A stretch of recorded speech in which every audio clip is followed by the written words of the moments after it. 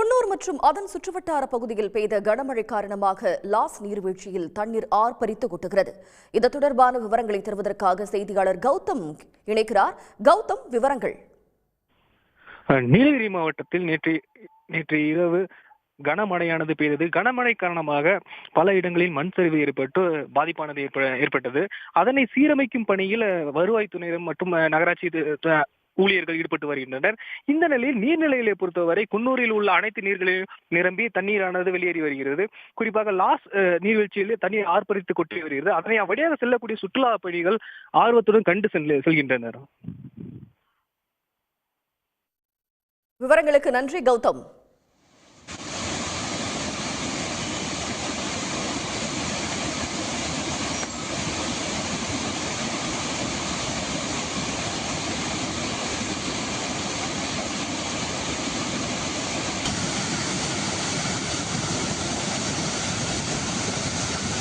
உடனுக்குடன் செய்திகளை தெரிந்து கொள்ள சன் நியூஸ் பெல் ஐகானை கிளிக் பண்ணுங்க.